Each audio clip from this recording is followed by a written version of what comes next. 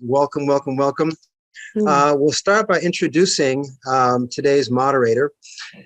And it goes a little something like this. So when he was 5 years old, three-time Emmy-nominated voice actor Bob Bergen announced to his parents that he wanted to be Porky Pig, to which his mother replied, "Honey, you can't be Porky Pig because you're Jewish." So like all nice Jewish boys, he ignored his mother and at 14 began a 12-year journey to voice a pig. Now this included phoning Mel Blanc after researching dozens of LA phone books, crashing one of Blanc's Looney Tunes recording sessions. I'm curious as to how you did that, Bob. And studying voiceover with every coach that LA had to offer. It's including the legendary Dawes Butler. And for those of you who don't know who Dawes Butler is, please jump on Google, search him out. Pretty amazing VO artist and teacher / coach. Yeah, he also spent 2 years at a Meisner Acting Conservatory and 3 years studying improv. He's been voicing Porky Pig since 1990, starting with his first Looney Tunes gig, Tiny Toon Adventures. His voice has been heard in thousands of network promos, commercials, games, and animated features and series. Current cartoons include Looney Tunes cartoons on HBO Max, Adult Swim's Robot Chicken, Mr. Peabody on Netflix's Ridley Jones, Lama Sue on Star Wars, The Bad Bunch, as well as about a half dozen new shows he can't mention due to those pesky NDAs. He's served on various SAG-AFTRA VO committees for decades and has co-chaired the last 3 animation contract negotiations. And he is one of the most in-demand voiceover coaches for animation and character development. Please welcome Mr. Bob Bergen. Thank you, sir. And I'm going to correct you on one little thing. It might have been my typo, but it's not The Bad Bunch, it's The Bad Batch. And fans of everything cartoons are going to be typing crap into the chat right now. Saying, oh, it's the wrong show, it's the wrong show. But I love the fans, so I had to correct you. But thank you, my friend. Thank you. Eric, you rock.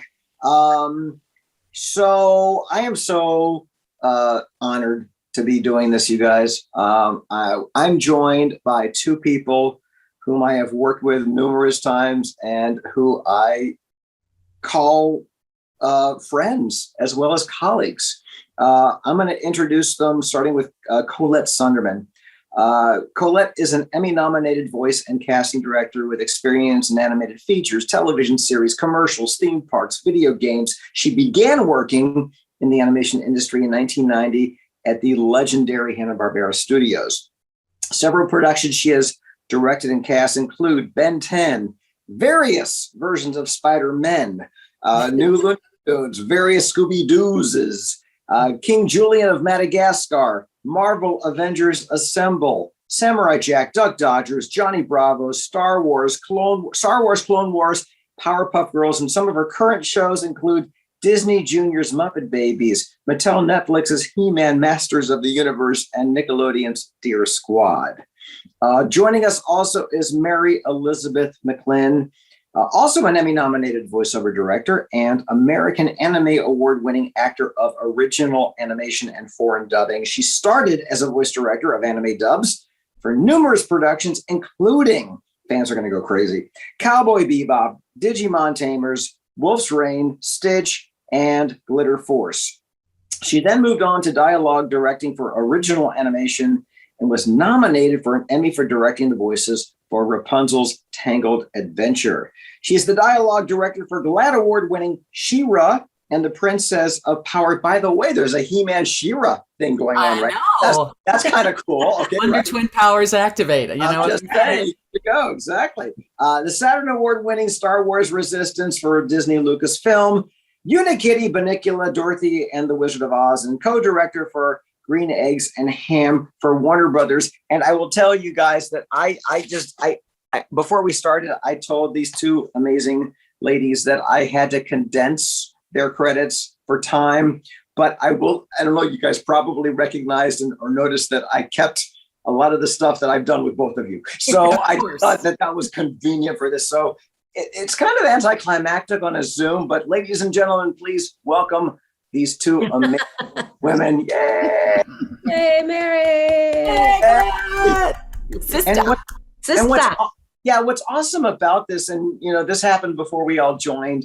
Everybody thinks that this is the most cutthroat. I hate you. I hate you. I hate you. And you two, when you just popped up on Zoom, were like, sister, how are you? What's going on? No, I got to tell you, each other all the time. yeah, people come up and talk to me at weddings, thinking I'm Mary and asking me how Steve is, and funny. yeah, no, and a long time ago, I used to get people, you look just like, and I go, who is this person? It's like, oh, okay, I can see it. I'm the triplet.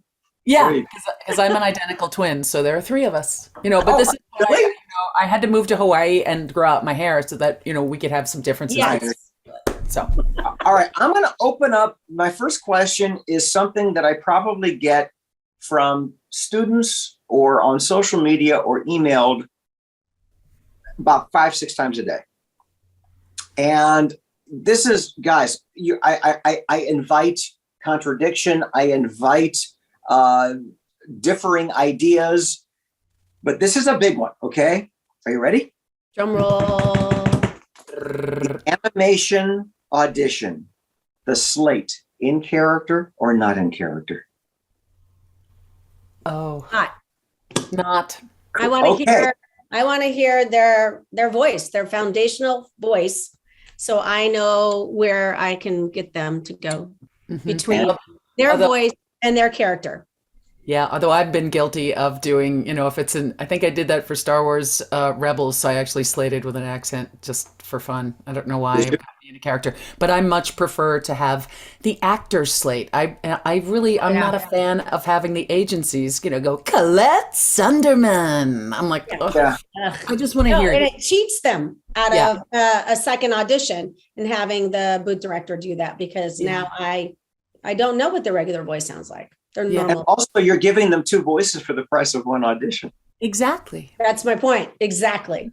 I mean, if I have said to people that I'm bringing you back on a callback because of your slate, not because of your read. I believe this is a true story that Ginny McSwain booked Lois Lane by saying, "This is Bob Bergen reading for Jimmy Olsen, take one." No, not my name, but I'm just saying that she would slate the actors reading. Right. And they said, "Listen, we want you for Lois Lane." And she goes, "I'm the voice director. I look at the actresses I brought in." And they were like, "If you want to direct the show, you're playing Lois Lane." Now, Jen, if you're watching, verify this, but I've heard that's a true story. Wow. So the slate can actually listen. If I'm reading for I'm reading for a character that talks like this, but I'm slating like this, then doing this. Look at what I could probably do in between. You know. That's exactly my point. Yep. So let me ask you ladies a question. What happens? So look, I would say 99% of the time, the voice directors, when I ask this question, say, please slate in your own voice. Every once in a while, they ask for a character. Usually it's the game directors. But there are a lot of agents who are insisting that actors slate in character. Now, not everybody's going to be able to see this. So what do you do if the agent says to the can the actor say to the agent, my gut tells me who works for who at this point? Yeah. I mean, the agent works for you, and it's your face and your voice that you're putting out there. So I think it should be your decision. Also, they can say, "Hey, I went to this wonderful, podcast or this, Zoom meeting," and both Mary Elizabeth and Colette said, "Nope. Let them hear your own voice." So they have backup material. They can call me and I will tell them the same. Yep. Yeah. Oh, there you go. Okay. And that's the other thing. I mean, we're all reachable on social media these days. Oftentimes our agents won't tell us who is the director, who's the casting director. And the first thing I'm going to ask is who's directing it? Who's producing it? What network is it on? What time slot? Because that will affect my choices. If it's a preschool show, Mary Elizabeth and I are doing NDAs. I can't talk about specifics, but a preschool show for a franchise that has never been preschool before. So there's a adjustment in feel for preschool. There's an adjustment in feel for Adult Swim. Mm-hmm. So if an actor knows this information, do you think it will or should affect their choices? I do. I mean, that's the work that you guys have to do. I mean, you've got to get in there and figure out if this is for Cartoon Network, it might have a very different feel than something for Disney, for instance, or if it's for DreamWorks, if it's a princess for DreamWorks, it might have a very different feel than a princess for Disney. So I would definitely adjust your reads to whichever studio that you happen to be recording for or auditioning for. I mean, I think it's really important. And that's the little bit of work that you guys can actually do that will give you a leg up. And that's your homework. You got a lot of homework to do. To expound on that, what Mary is saying, absolutely. But I actually think you need to go one step further and find out who the creator is or who the producer is, because sometimes it follows them. The feel of the show, even though it's a new show, will follow the creator. So it's always great for you to do research on who that is and what they've done. Yeah. And we have this magical tool called a computer, which I didn't have when I was starting out. And I would just go to the audition and wing it with the information on the page. But today I can look at that audition. Look, if I know it's a Marvel show and Colette is directing, and I can go back and look at all the Marvel shows she's directed, I'm probably going to see a lot of similar names of writers and producers and et cetera, and maybe not, but the bottom line is you can kind of put the pieces together if you're smart enough to do the research. It's available, it's right at your feet, it's a mouse click away, and actors that don't do that are fools. Yeah. Oh, I agree. Yeah. So ladies, it's changed a lot, this business. Colette and I have been doing this for a long time. Mary, you started with anime, and you've done every aspect of animation. When I got into this business, there were 3 networks, and nobody was doing an animated feature, and there were no games. Nothing was streamed, and I was told it's impossible to break into because we've got Welker, we've got Mel Blanc, we've got June Foray, and today there's primetime cartoons, there's streaming cartoons, there's full networks devoted to animation. What makes a great animation voice actor today that makes you go, wow? Well, I think both of us have met a lot of people at weddings, whatever, reunions of people like, I can do a lot of funny voices. I think I can be a voice actor. And when it comes down to it, I say, well, that's wonderful. Are you an actor? Because you have to be an actor first and foremost. And sometimes, people say, well, I can do all these different voices. Well, if you don't do them well, all I want is one voice that you can do really, really, really well and become an actor. Take improv. When you get in the booth, I'm sure with Colette is the same way. There are moments where you are tasked to improv. Give us something. We just need a little bit of walla here. We need you mumbling to yourself here. Get comfortable with making stuff up on the fly. But for me, what makes a great voice actor is a great actor. I think Mark Hamill just always said, acting is acting is acting is acting. There are different techniques. There's differences between on camera and theatrical and voiceover. But at the core, the base of it all is the truth of being a good actor. Absolutely. Absolutely. I also like versatility. So I want somebody that can do more than just one voice. Do one voice really well, start working on all the other ones. But, that too is an issue with, because not only are we the casting director or the dialogue director, but we're also the accountant or the line producer or the clock watcher and all those fun things. So I'm always able to push somebody, or I don't want to use the word convince, or, when you're talking to your producers, and then you can say, but we can get 3 or 4 or 5, 6 different voices. This is the person we want to go with, because we need utilitarian people as well. And people who are watching this have to understand the contract. It's 2 voices for scale, 10% for a third voice. It's not just, they're versatile. Isn't that talented and lovely? It's money. I mean, you got to think like a financial producer. Can I save my buyers money by hiring this one actor who can do at least 2? And if they're a series regular, that on episode 16, there's a fun, funky Transylvanian witch that you can throw at them, and they're going to give you 85 different ways to do it. Right. Yep. Absolutely. That person's going to be coming back. That person's going to be very, very busy. Yeah. So that actually is valuable to you. And this is a question I get all the time too, is, why are we always seeing Bob Bergen, Eric Bauza, Dee Bradley Baker, Candy Milo, Debbie Derry Berry, Jennifer Hale, all the same people over and over again. And my stock answer is, well, there was a time we weren't called. Mm-hmm. Mm-hmm. We had to prove ourselves. And but reliability is valuable to you guys. Can you elaborate on that a little bit? And why you've got your core group of people to go to?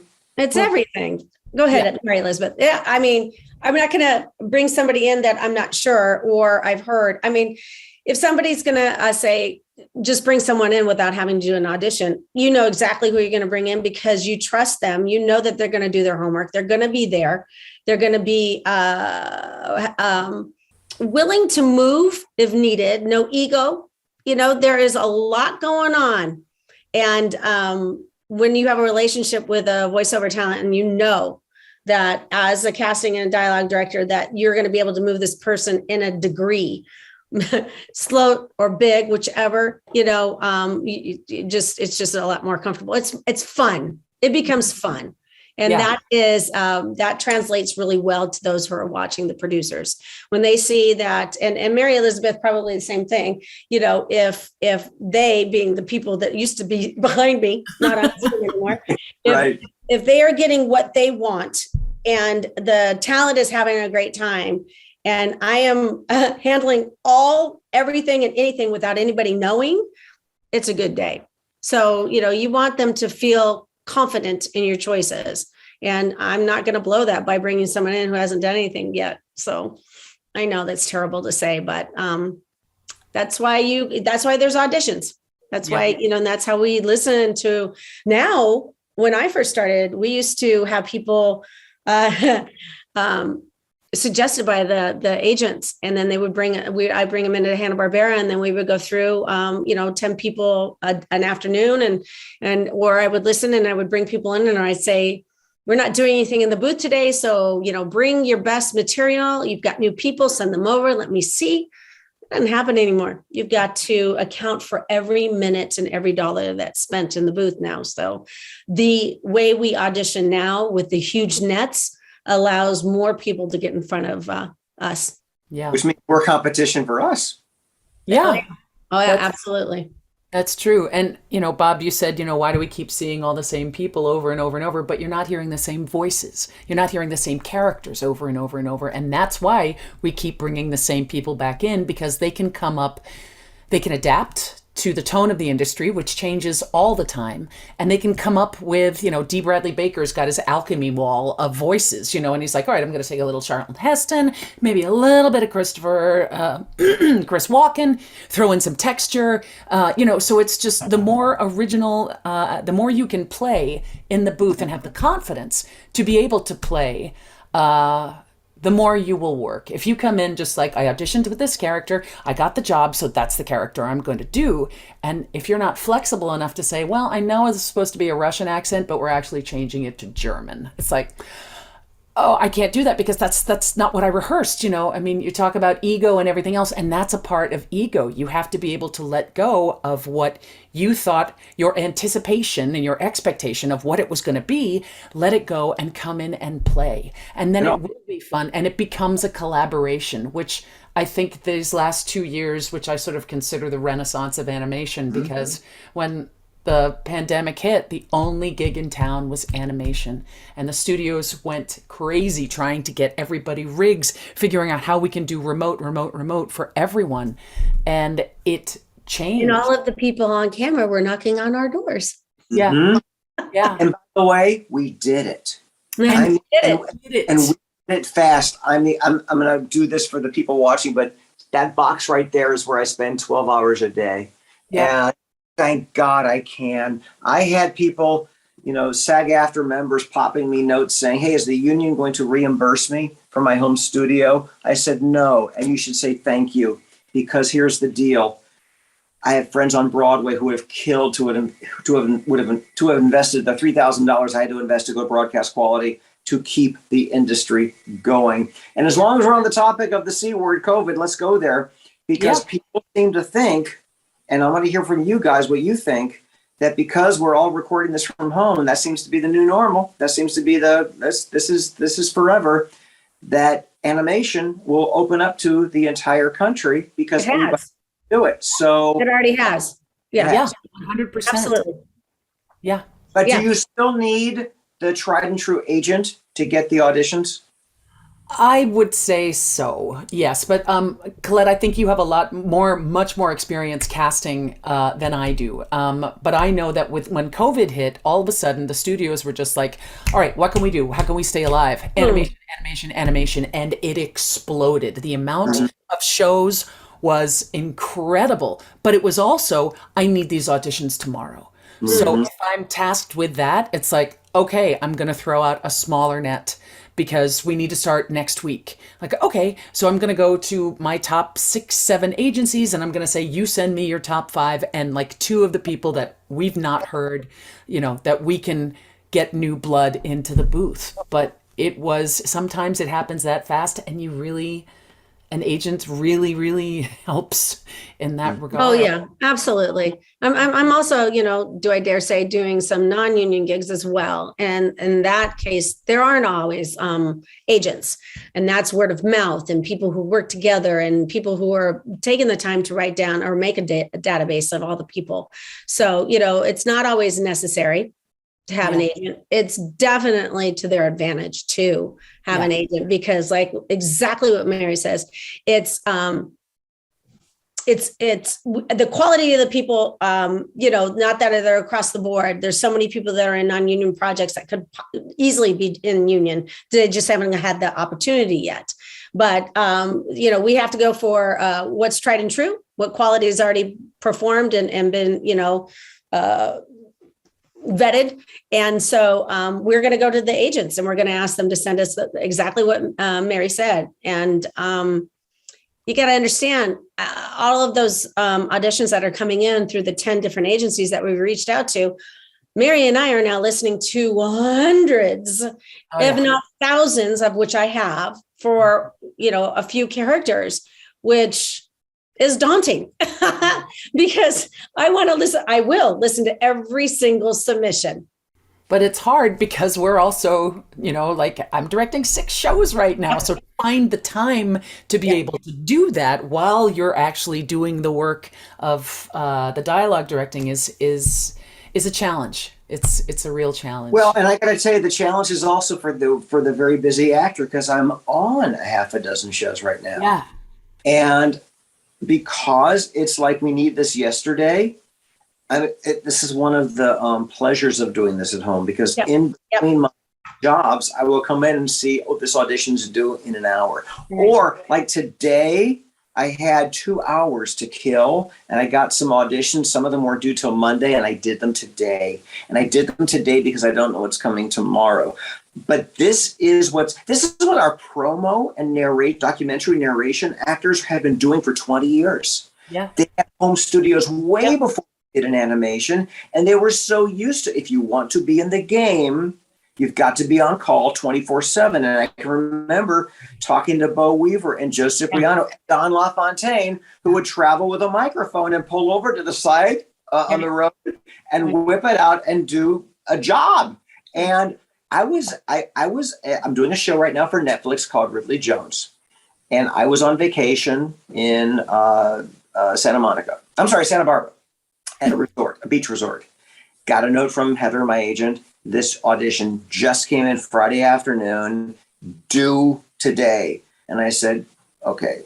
And I always travel with my travel gear. I said, can I do this Sunday night for you first thing Monday? She said, nope, it needs to be done. And I went, okay, fine.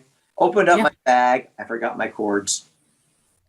Everything that plugs everything in, I forgot my cords. You do it on your phone instead. No, I held my iPad over my head and I read it like this, and I talked to the microphone here.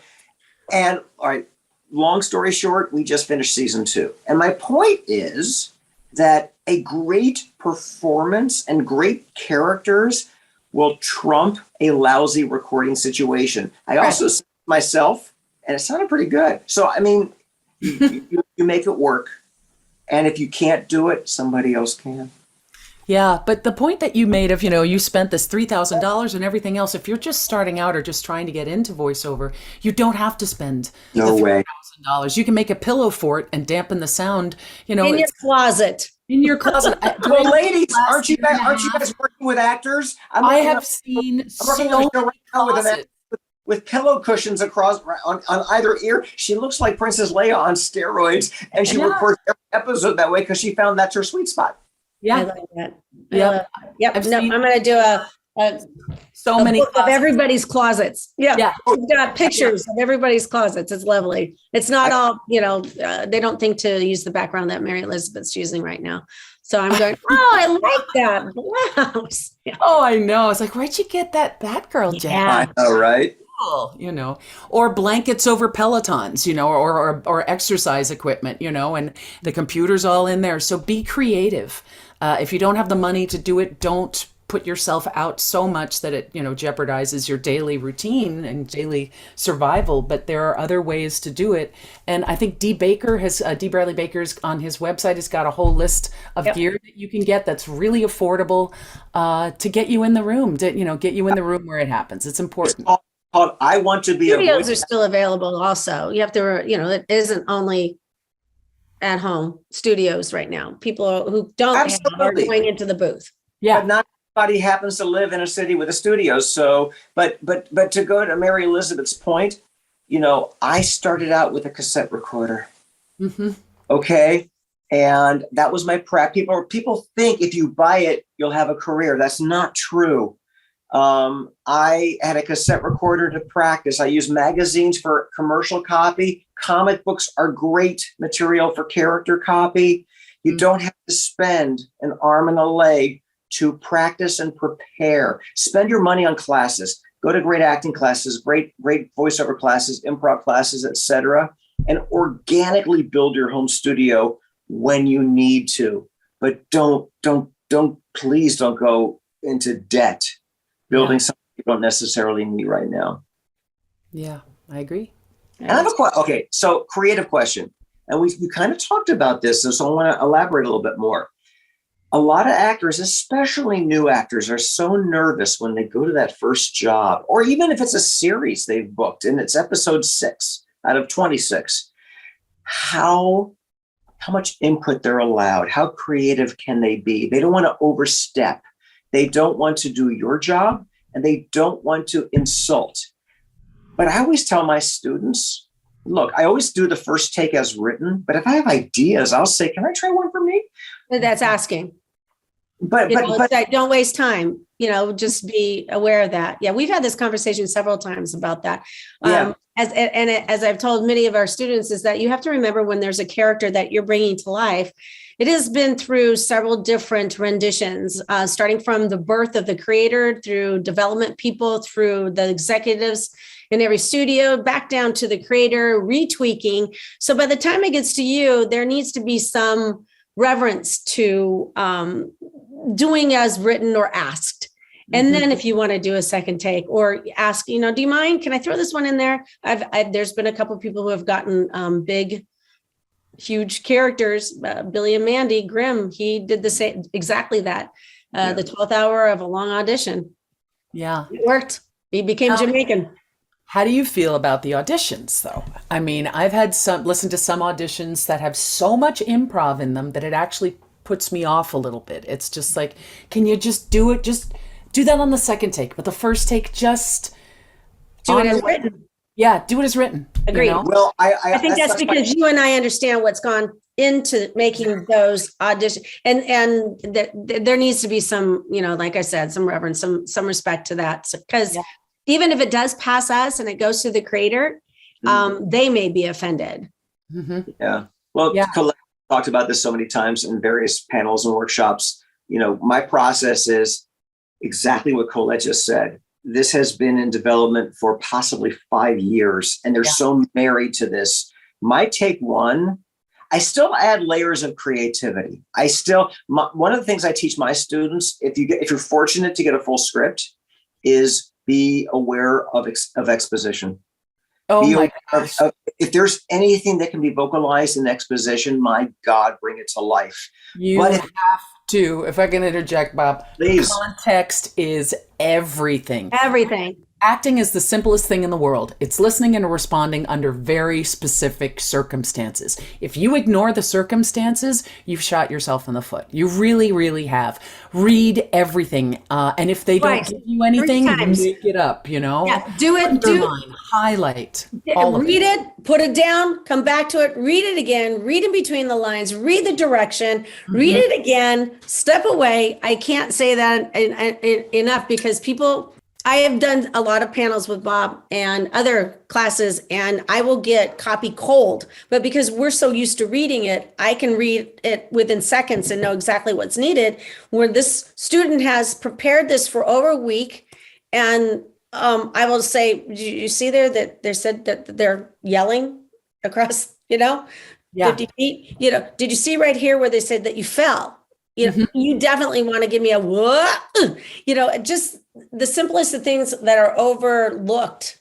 Yeah. And it it's informs fun. the performance. It informs the performance. Absolutely. It is essential because then people listening to the audition will be like, oh, okay, someone's paying attention. That's good. Someone is joining us in this world that we have created. So let's let them in the room, bring them back for a callback and everything else. But Bob, you said something to the effect of what is it like coming into, how much input can you do or can you have when you come in after you've gotten the job, I think the other silver lining to this renaissance of animation that's happened during COVID is we do all these sessions over Zoom. And normally we would have a big old piece of glass in between the actor and everybody on the other side of the glass, producers, execs, everything else, director. And the actor would not be privy to the discussion that is happening on the other side of the glass. With that glass being taken down through Zoom, and we usually have chat text threads going through if somebody wants to throw in something very specific so that they're not 3,000 people talking to the actor all at once. It keeps it very concise.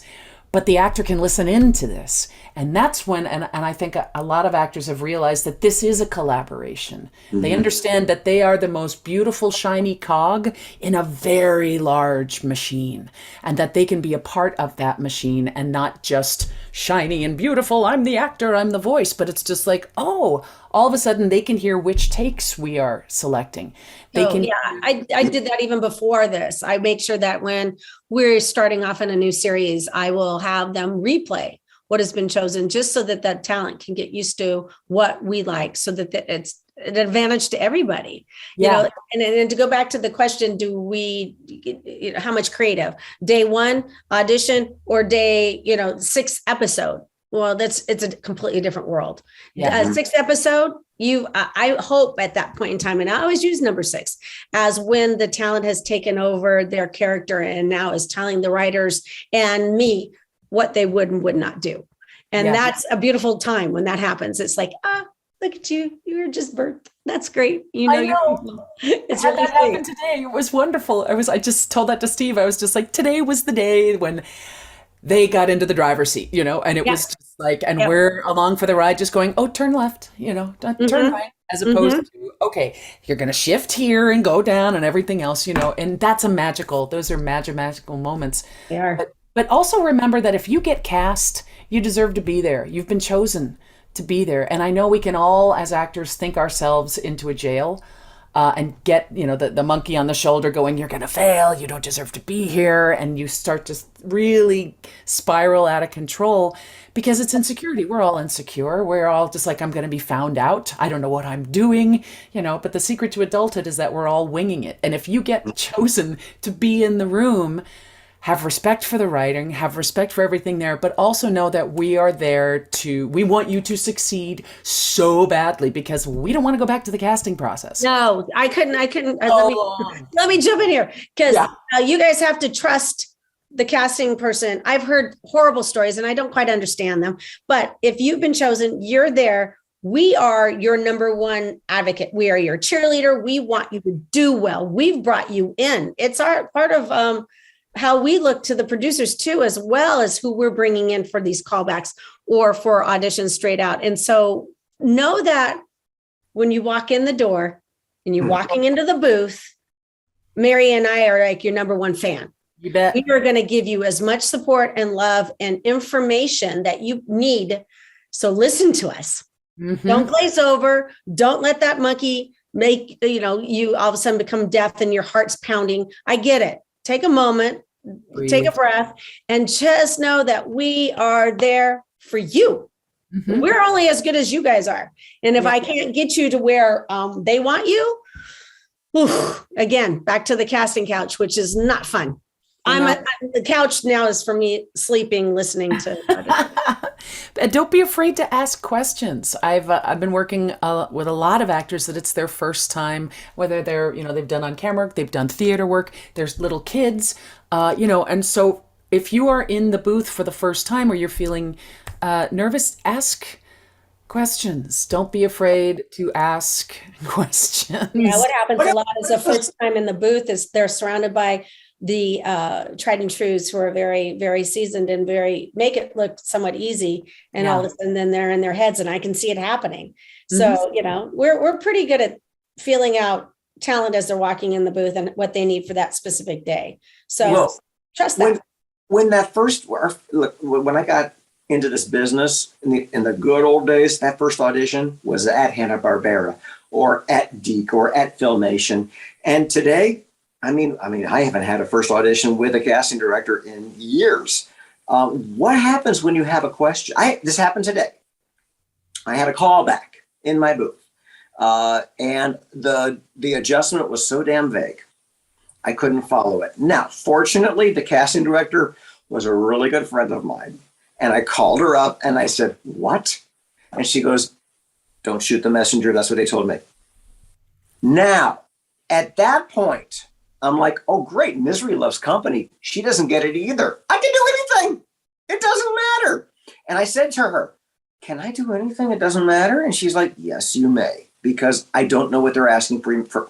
She said, "You're the only one called back, and I don't know what the adjustment means either." Great. But not everybody can pick up the phone and call the casting director. No, that's her job to decipher and to translate. So, the person asking the question should then been her, who go back and say, okay, or if you have several voices and and I've had this happen where I finally, for forever, I didn't want to be found out that I didn't know what I was doing. So I would just keep going and know what I was doing. But now I get to the point now where it's contradictive. I'll turn around and say, okay, moms, ladies, you're not making sense. And they're usually men, but they're not making sense. You're contradicting each other, and I need you to give me exactly what you want. And then half the time, I will say something completely different than what they've told me, because I know that's what the talent needs to get what we need. Right. So that also happens. Yeah, but that's also, again, part of the collaboration. That then the actor becomes involved in this process. If you can talk to the writers and just say, "Can you be more specific about this? Because I'm feeling this, but the context is telling me to do this. So let's figure it out. Can I change a word here? Would that be, And sometimes you'll have writers just say, "Just do it," and it's at that point you're just like, okay. Yeah, there are writers that are married to their words. Yeah. Right. And by the way, that's take one for me. For take one, I am so respectful of those words. I still add creativity. I still add layers of choice. Take two is outside the box. Take two usually gets me the call back, and then they redirect me to take one. That's just my process. But I don't want to offend their creative contribution to the project. I want to go back to, this is along the same lines. We're talking about the audition and reading everything and reading between the lines. So when my agent sends me auditions for animation, I'll usually get, "Here are the bunch of characters, read for what you want." Oh, yeah. I read for myself every audition, and the women's parts too, because if there's a reference to a character in what I'm sending, and I can establish a relationship between the two, right. So-and-so, the overbearing mother, and I'm referring to mother, well, now I can establish a relationship. I can also establish why she's overbearing, how she's overbearing, and what into the universe. And those subtle choices add interest to the listener. You don't know why that's interesting, you just know that it is. So actors who are watching this, these ladies are giving you gold and advice. Read everything. If it's given to you, read it. And by the way, the same goes when you get a job. Don't just read your lines. Oh, yeah. read them. Oh, no. Oh my goodness, because we may, somebody may not be available. And so that second voice that was supposed to go to actor A is now going to you, and you need to, it shows that you're prepared. Mhm. Yeah.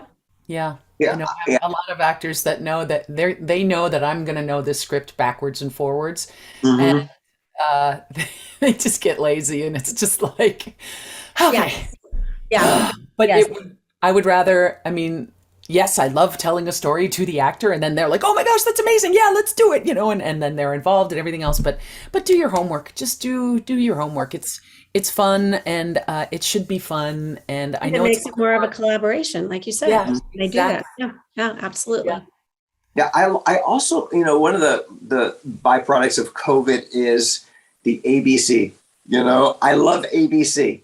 When you're just working by yourself and just give me ABC, and you take it in ways that I think, and Mary Elizabeth, we're working on a show right now where your showrunner, I think I take him sometimes in places that he didn't know he was going to go, and he'll say things like, print them all, whatever, And as Yeah. an actor, that is just joy, because I'm like, ooh, it's like Sally Field, they like me. But the bottom line is, it's written and it's up to interpretation. And sometimes you can change their mind by just making really cool, interesting choices and ideas.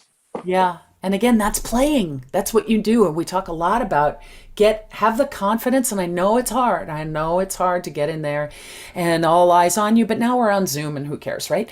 But get in there and play. Be flexible and play. It's so important, because the minute you open yourself up, just know that level of fear and insecurity will shut you down creatively so fast. Absolutely. So fast. Absolutely. So if you can get out there and just say yes to it, it's just like, well, we kind of think it's like, and if you say, well, I don't think the character would do that. Bye. Mhm. Okay. Yeah. Well, your character won't, but ours will, and we'll find somebody that can collaborate with us to create something, So just be flexible. Make sure you're flexible and open to say, okay, let's try it. And you may surprise yourself. 9 times out of 10, you usually do. And you'll surprise us too, which is great. And that builds the character, creates something that not even the writers imagined. And then they'll start writing for that, Yep. Mhm.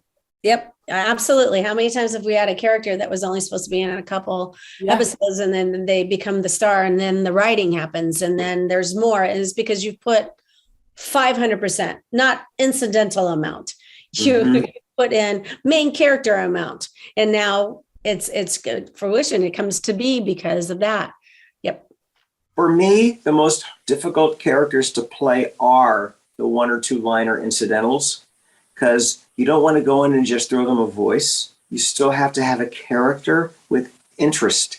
And it's hard to be interesting with one line. Mm-hmm. But I just went to the Motion Picture Museum on Fairfax and Wilshire, and they've got, amazing clips of everything. And you're just watching Orson Welles whisper Rosebud, one word. Yeah. And you're like, oh shit, man. I'm sorry. I forgot. I'm just talking to my friends. I'm sorry, people. Oh God. Hey, you've got to think or know that there's probably double the amount of incidentals that were in the original storyboard or script that got cut. So the incidentals that are in there who are left for the final, they've been chosen. They may have 1 or 2 lines, but they're chosen. So got your foot in the door from the incidental, enjoy it. Yeah.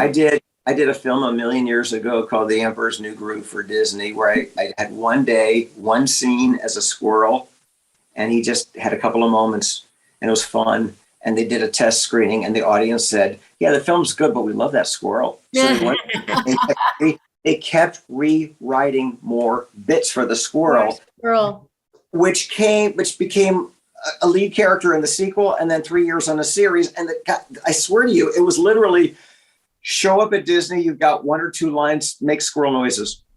Okay. Yep. You guys, you never know what's going to happen, but I love it. Colette, I love your reference to episode 6 or the number 6, because that's mine too, because the 6th episode is so different from episode 1. The 6th season is different from the first season. actors feed the writers and vice versa. And these stories and these characters and these relationships take twists and turns in this collaborative process that we are part of as actors and you are part of as directors, because you'll hear gold and you're like, you'll look behind you and you'll go, I think this is something we should go with it. Yeah.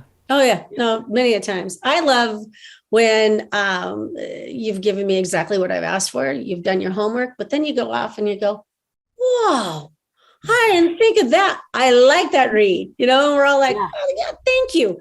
That doesn't, if the room doesn't have an ego, this room doesn't have an ego, and they're open to receive that, it's a beautiful thing. Yeah, because you're the fresh pair of ears, you're the fresh pair of eyes, you're the fresh voice in the room looking at this material. We've been looking at this material, and even as directors, we come in way after this process has been going on, right? So everybody's been micro-focusing on the script, the character, the design, everything, and hearing it over and reading it over and over and over. And all of a sudden, Bob comes in and gives us a different spin, and we're just like, yes, we didn't think of that. So you're always... Yeah, we didn't, and you surprised us, and we're going to start writing the character that way as well, and you're part of this collaborative process, you know? Yeah, I did a series a million years ago, and I was called back for 2 or 3 parts. I'm sorry, I was called back. I read for 2 or 3 parts, but I was called back for a character I didn't read for. And I said to the director, bless his heart, he's no longer with us, Stu Rosen, and I said to Stu, I don't think that's in my wheelhouse. And Stu says, I want to hear it. And with the cigarette. And I said, I don't think it's, no, there are other people. He goes, let me hear what you got. And I said, he goes, shut up. The part's yours if you just give me something to give to the producers. He heard something that I wasn't trusting in myself. Sometimes you have to shut up and just listen. Oh yeah, and don't ever stop yourself. If you're in the middle of a run, don't stop it because you have self-edited or you are now self-directing. I will tell you what you need or what you don't need or what we want. Don't do it because I've lost so many great takes from somebody going, oh. And they stop. No, yes, I know. Come back.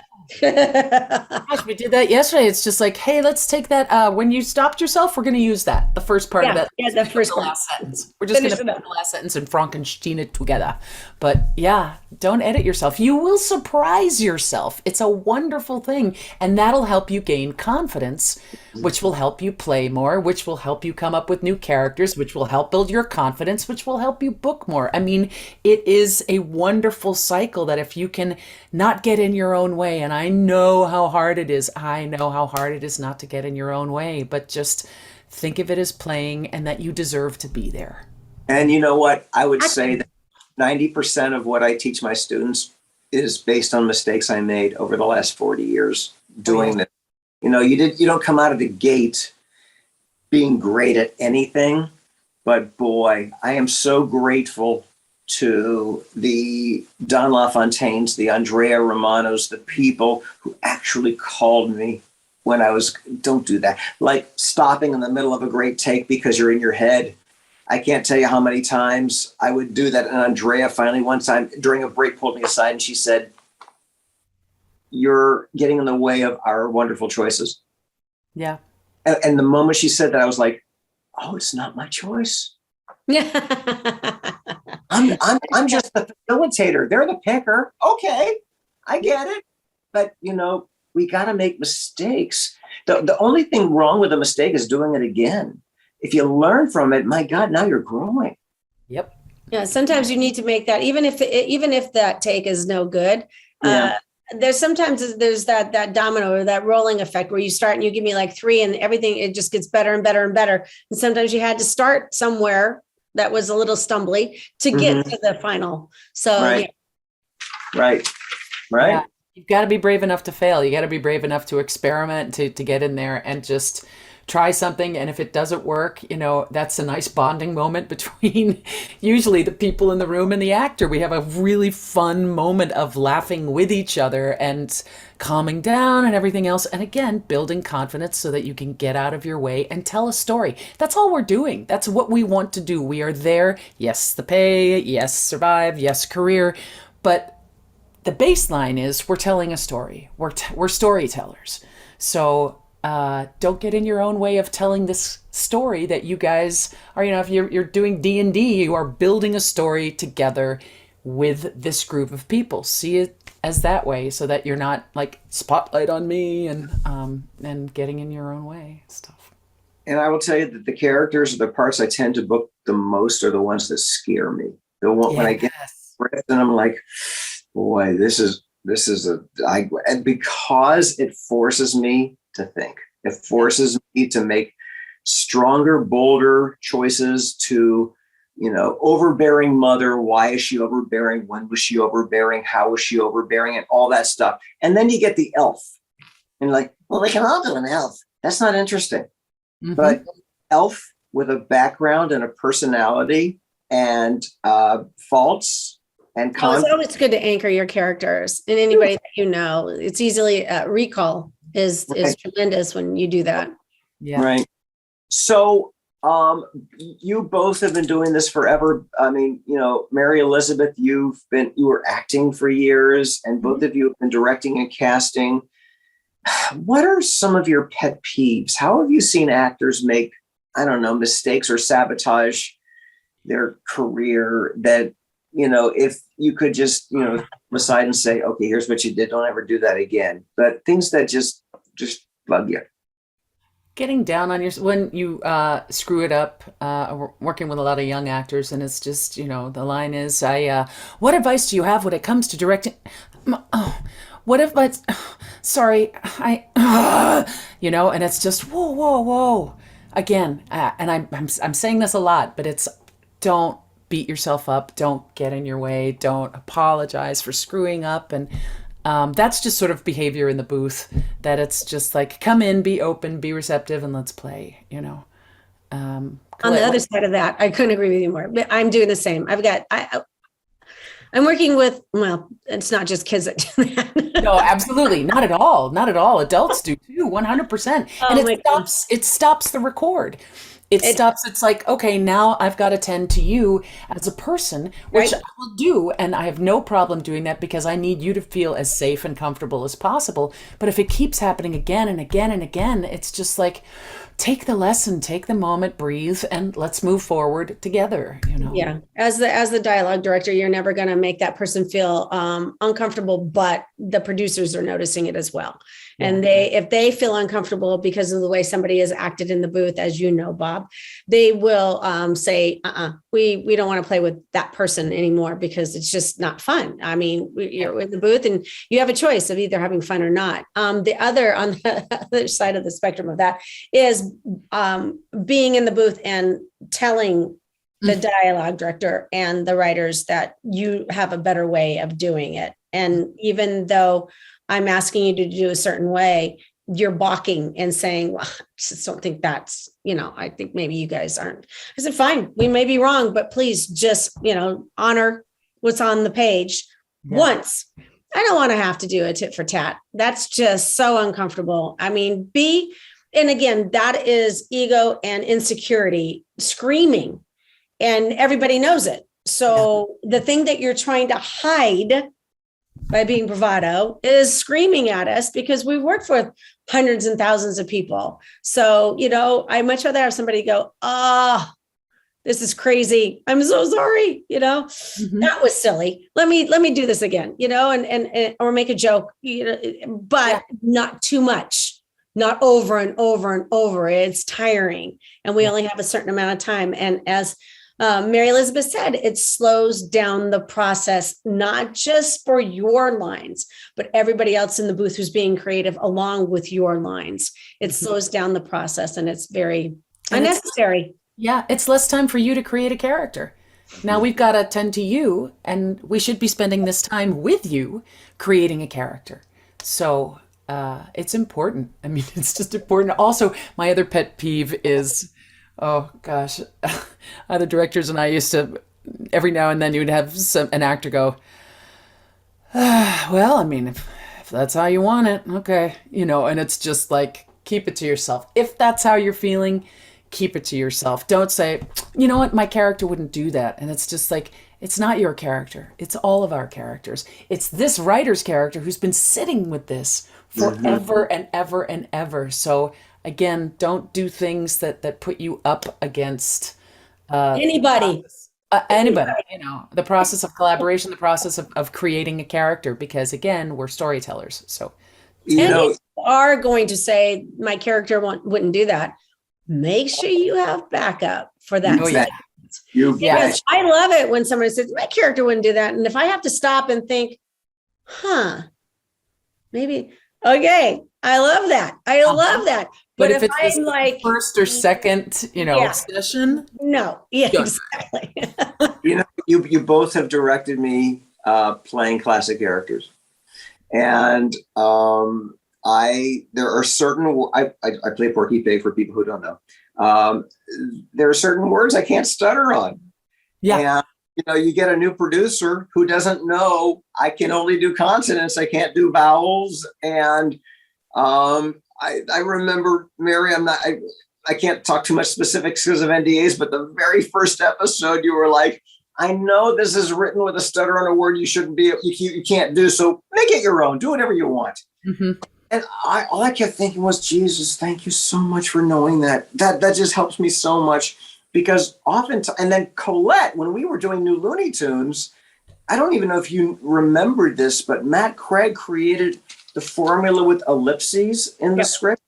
That was my cue to stutter and ad lib, or stutter and tell the joke they wrote, or whatever. And I take that to if they ask me, I say, here's how you do it. Yeah. Again, collaboration. Yep. Trust the process. Yep. We're not trying to make it harder for you. I promise you. I may think we are, but I promise you, I swear, we are not. We are merely the liaison between those who have written and producing and you. And we want it to be as smooth as possible and as fun as possible. Yeah. And I never want anybody to walk away feeling less than. Yeah. I always want you to walk away going, that was a blast. Yes. Maybe I learned something. Even if you're crying and screaming and, and there's all this terrible, you should feel that satisfaction of, I did good work and that was so much fun to go there. I had an acting teacher in grad school who said, I don't know who told you that acting was fun, Mary, because it's not. And I've spent every freaking day since then going, no, it should be fun, because the fun that you have will spread through the entire production. You can hear that there's a love for what you're doing, what we're doing together, and all of a sudden, and it permeates the entire show. And you can tell when there's a dead room. You can tell when people aren't having fun, when someone's ego is preventing this collaboration, and it filters into the show, We just lost an actor recently named Jack Angel, who I had known forever and ever and ever. And I went to a workshop, a lecture he was doing, and somebody asked him, what is the best thing about voice acting? And he said, it beats working for a living. Mm-hmm. Because it's true. We are so blessed to be able to go in front of the mic and play and do, and we are a family. I mean, there aren't that many of us, and people are coming in every single day. And I teach, and I find you've worked with, I can name on one hand actors who I saw the first day at a class, like the J.P. Carliacks, like the Max Middlemans, the Misty Lees, the people who are like, I'm like, D. Baker. Bradley. Well, D. Bradley Baker, I didn't teach, but we did Space Jam together, and that was the first time I met him, and I was like, oh, dude, I'm in trouble, But the bottom line is, great when you hear it, which leads me to, I don't know how much time we've got, but I want to touch upon demos. Do you listen to demos? You have time? I listen to those that I request. Okay. So good answer. But from agents, right? Yeah. I mean, or no, even just talent that aren't repped. If Okay. if I need to feel, you know, what their extent is, what their library, what their repertoire, how much they can do, I will ask for a demo. Absolutely. And, So what- and what- really, what- really, what really smart to make sure you have, if you have the ability to sing, that Yeah. that is in there. That should be in there somehow, because I've hired quite a few people that way. There's a lot more singing now than there ever was, and not just from one of the characters. It's like across the board. Yeah. So I was going to ask what makes, ooh, that's a demo that makes me go, wow. And that's just a dime a dozen. I think, don't wait till the end. yeah. To wow me. Wow me from the beginning. Show me your, I want to hear your voice right off the bat. I just want to hear your voice. And then I want to hear how far you can push it, you know? I love a story. I'm one of those that loves to hear, you know, that you actually took a moment to write out a story, and then you can incorporate all your voices into it. And there, right there, I can get a feel of a couple things. Like Mary's saying, how much fun are you having? Yeah. How much fun are you having? I mean, how far will you go? How silly will you go? How serious can you be? I mean, it's a really hard question though. I mean, because it's such a different world now. I mean, it was a point in time when I was the casting and dialogue director at Hanna-Barbera, and that's all I did. I wasn't working for multiple studios. I was working for them. So when things were down, that's what I was doing. I was listening to all the demos that I was getting, or I had people in the booth because there was no one in the booth recording.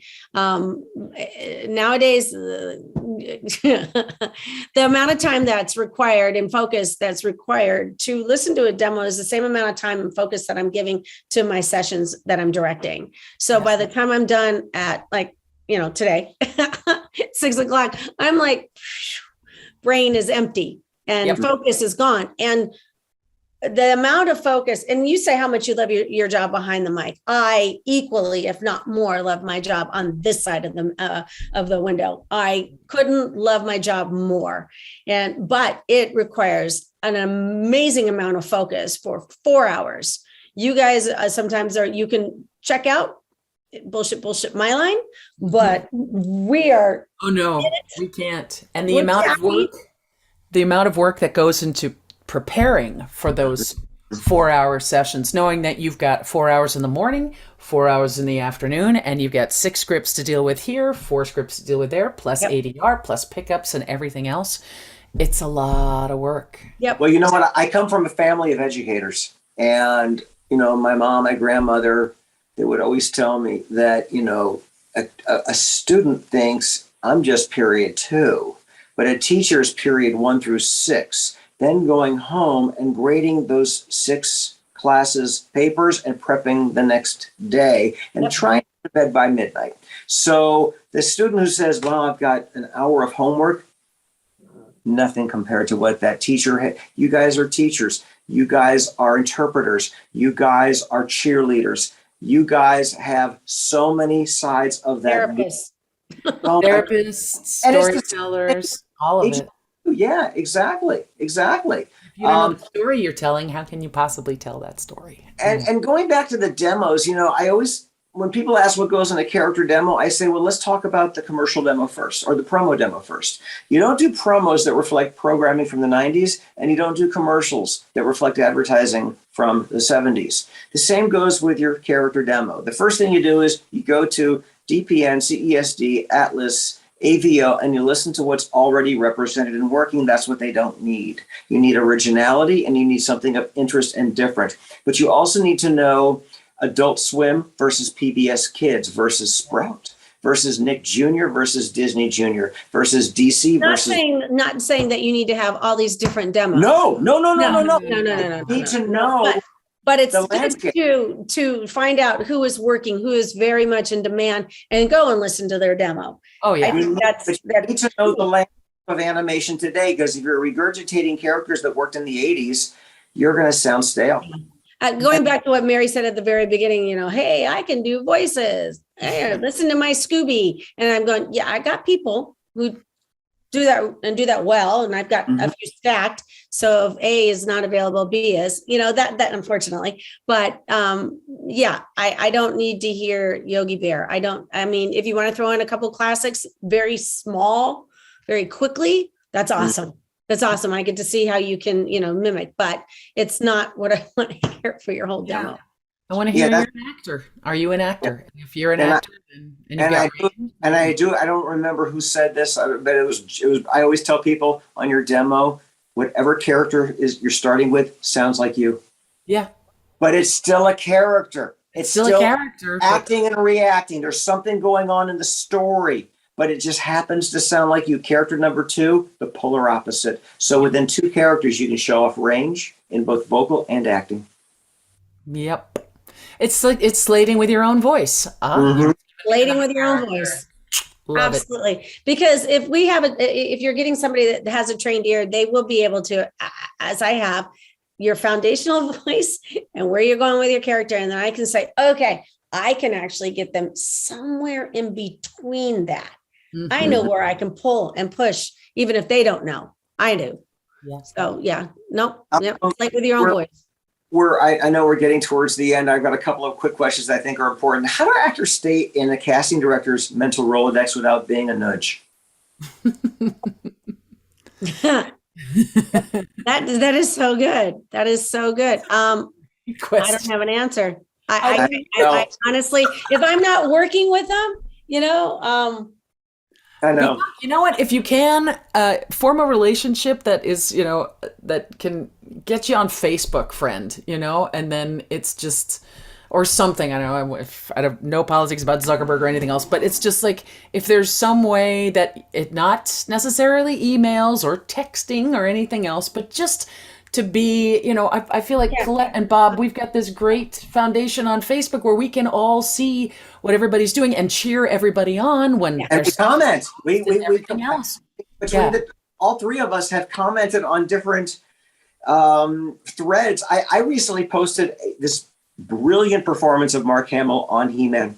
Just because I saw it. I was going to say that there was moments in that specific recordings where the room went quiet after, and tears welled up. And Lena Headey and Mark, they're just, we had Liam Cunningham, the people, the caliber, the actors theatrically trained who are coming down to do, these amazing performances. They were phenomenal. It was a magic moment. And one of the reasons I posted it was because I'm a sitter. I sit when I work. I sit when I've got a bad leg and it's uncomfortable to stand. And I've had voiceover teachers who've said, you can't sit, you must stand. And I've seen the Tom Kennys and the Jennifer Hales who stand and Jeff Bergman stands, and I'm a sitter. And people are like, you can't sit when you work. And I saw Mark sitting, and I saw that commitment and character and the body language, and he was working the mic, and he had moments where he raised an eyebrow. And then they showed the animation and it worked so well. And then I commented, Lionel Barrymore in It's a Wonderful Life, and Raymond Burr in Ironside, and Richard Dreyfuss, and Whose Life Is It Anyway? Trust me, good acting is good acting, whether you're sitting, standing, or laying down.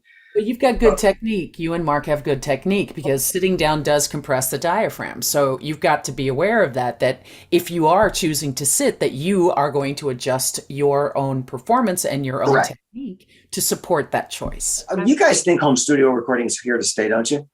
Oh, yeah. Yeah. Hawaii. I've got people all across the United States working on. They're working all across the United States working on series. So yes. Yeah. Yep. A lot of actors have moved because, for whatever reason, they, if we can do it anywhere, where do you want to be? Right. I know. Well, and you know what? Seriously, I remember, bless his heart, when Tom Kane moved. I was just going to say, but I kept him in all my shows. He was a part of it. We worked it out. He had a studio. He paid for the ISDN back then. We made this happen. And I actually was able to have him pipe in when I had all the talent in the booth. So he was actually listening and reacting in real time. So, if there's a will, there's a way. It's amazing. It's amazing. Yeah. And, if we were doing, Tangled, we'd have James Monroe Iglehart from Broadway, and he would have to remote record. All I just see it is that everybody's on Broadway now, so it's fine. We're all just recording from home. And yeah, I'm doing a show for Netflix right now where our director said that she had to check with studios in New York that were compatible with Studiopolis as far as the sound, and that was the most difficult thing she had to do, just to tell the actors, go here. But the bottom line is, they wanted. I remember years ago, I was doing a Pixar film, and I said to John Lasseter, "Would you ever work with actors outside of LA or who wouldn't come to Burbank?" And he said, "Look through that glass. How is that glass any different than a big screen TV?" Yep. And that was 15, 20 years ago. And now we're doing it with Brady Bunch squares. I mean, you have to understand the producers back in the time, not Lasseter, but others were like, they want to have the people here because they were in the booth. So they wanted to have them in front of them. They didn't like the added cost of another studio, but that's no longer an issue. You have an in-home. The cost is up to you. You've done that on yourself, which I know you both have said, don't spend the money, but I don't think you have to spend the $3,000 to start. Pillows in the closet, whatever you need to do. But I definitely think that everybody should start looking towards getting an in-home studio, because I do think they're here to stay. When you're ready to compete, you better be competitive. You better have, because you might have that really, really great audition and you're not bookable because you can't record at home. But if you're just starting to take classes and just kind of just testing the waters, not yet, not right now, but eventually, you betcha. I mean, it used to be that, you need a demo, you need an agent, you need a SAG-AFTRA card, you need this. Now you need broadcast quality at home, and you better be available, and you better be able to do quick turnaround. Yeah, you have to be your own engineer. Mm-hmm. Nerve-wracking. oh yeah. Yeah. Take a Pro Tools class. All Oh right. my gosh, Real absolutely. familiar with You don't need Pro Tools. You don't need Because Pro Tools. on top of, Oh, but you can on use top of, GarageBand or, right, but on top of making sure that you're acting and all of that, now you have the flop sweats from your system crashing, or you're not getting it uploaded, or it's a whole new world of added pressure on the actor. The days of walking in and the engineer setting up your mic, and somebody handing you the script and highlighted script, and that's Although Out Loud is really great. They'll take over your computer. They'll do the whole thing. They'll record. A lot of them will. But I'm afraid they're going to find my passwords, and I haven't let anybody take my. I'll leave you with, the actor's nightmare used to be that in your dreams you're on stage and you don't know the show. My actor's nightmare is now that I just did the greatest session of my career for either Mary Elizabeth or Colette, and I forgot to push record. Oh yeah, that's my actor's nightmare. Yeah, it's happened. Oh, it has. And the studio has no backup. They have recording. Yeah, no, it's lovely. Well, that's when we do a very big pickup session. Oh yes. Nothing better than redoing what you've already done. Yeah, if you did it once, you can do it again. Absolutely. All right, ladies, it's shepherd pie time. It sure is. Pie time. Right. Shepherd's pie. I don't know if Eric comes back to say goodbye, but I want to thank you. Oh, there he is. I want to thank you both. This was awesome. You were so generous and so amazing with your knowledge and your expertise, and you're just awesome, awesome people. Thanks, Bob. Thanks, Eric. Thank you so much for being here, Colette and Mary and Bob. Thank you all so much. Colette, it took 4 years to get you, but I'm so happy.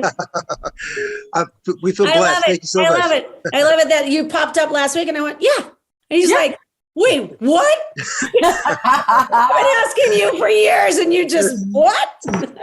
Definitely. Perfect timing. So happy. And I didn't even know Mary Elizabeth was going to be on. See, that would have been all the more reason. Thanks to Bob. Thanks to Bob. Thanks to Bob. Definitely. Yep. Absolutely. Thank you, Bob. Thank you all. We appreciate you so much. Thank you for great information. Really, really fortunate to have you here. We appreciate you very much. Thank you.